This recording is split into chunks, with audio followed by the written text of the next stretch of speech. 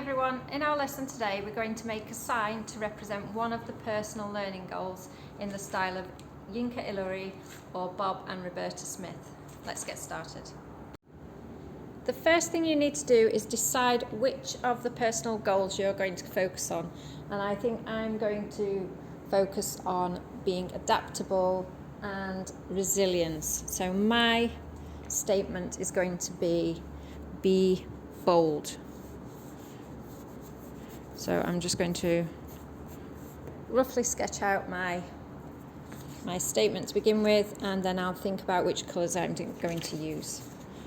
So I think I'll use a nice bright yellow for my main shape, and then I'm going to look at some of the patterns that Yinka Ilori uses on his signs.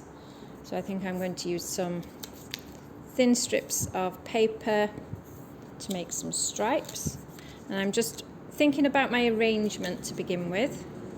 So thinking about the composition or the layout of my sign. So I'm going to make a pattern with the stripes. Then I think I'll add some spots as well to make it really bright and colourful so that it stands out. Again, I'm not sticking anything down to begin with, I'm just seeing how they look on the paper.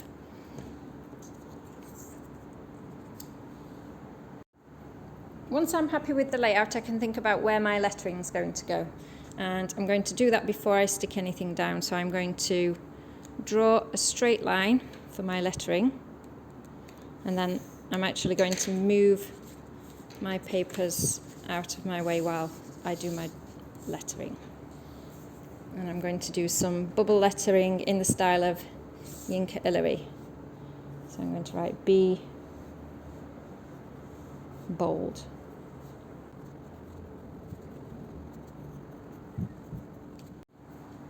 When I'm happy with my lettering, I can outline it with pen, and then I can add colour if I want to as well.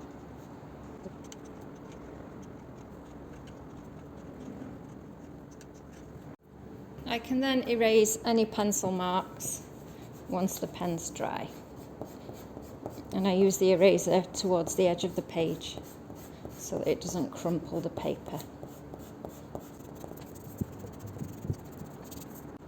I can now place my decoration back onto the paper, ready to stick it down, and then use glue stick to remove the lid, wind the glue a tiny little amount. Make sure you don't wind it out too far.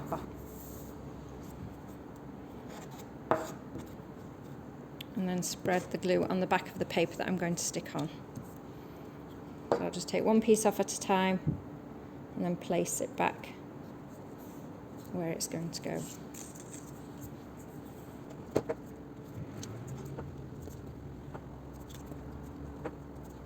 And I'll add my spots.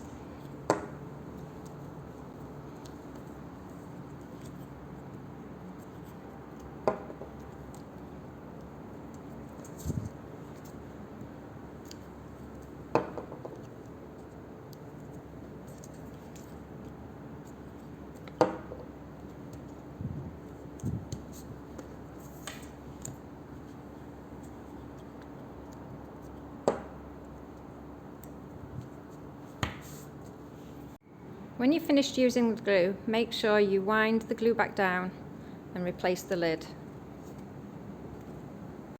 Then you can add some colour to your lettering using pencil crayons as well.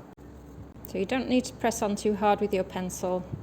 Just angle your pencil slightly, and you can use little circles to shade in the lettering.